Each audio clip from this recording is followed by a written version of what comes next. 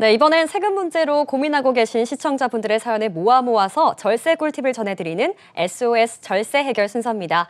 오늘은 부모님께 드린 생활비가 이 증여세 대상이 되지 않는지 고민을 주신 시청자님의 사연을 재구성한 사파를 한번 보도록 하겠습니다.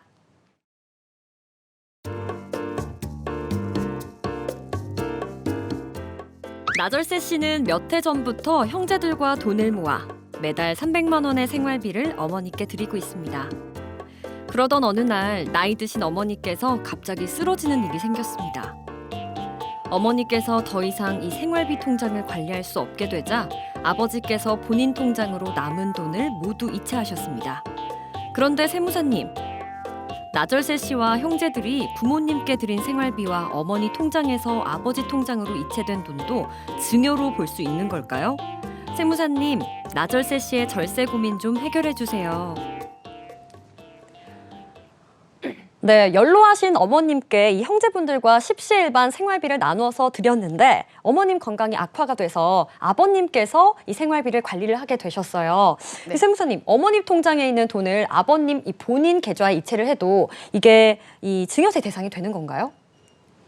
네, 많은 분들이 사실 자금을 이체를 한다거나 이런 부분에 워낙에 뉴스에서 자금 출처라든지 증여에 대한 이슈가 많기 때문에 고민을 하시는데 지금 시청자님, 그러니까 SOS 사연을 본다면은 실제 생활을 하기 위해서 자녀분들이 돈을 모아서 용돈을 드렸고 부모님이 어머니 통장에서 관리를 하면서 생활비나 병원비나 이런 식으로 사용을 하신 부분이 있기 때문에 요것까지 그 증여세를 부담을 하시기에는 금액이 굉장히 소액이에요. 증여세법에서는 어떤 용어를 쓰냐면 사회통념상 인정되는 범위 내에서는 비과세로 볼 수 있다고 되어 있어요. 그렇기 때문에 대부분 부모님을 병양하는 데 들어갔던 병원비며 실제 생활비 같은 경우에는 크게 걱정하지 않으셔도 되기 때문에 그리고 우리나라 정서상 본다면 부모님을 복양하기 위해서 들어갔던 자금에 대해서는 그 부모님한테 증여세로 부담을 하라고 하기에는 사실 안 맞는 부분이 있어요. 그래서 이렇게 생활비를 드리는 거에 대해서는 큰 고민을 하지 않으셔도 되고요. 마찬가지로 어머니한테 드린 거를 아버님이랑 서로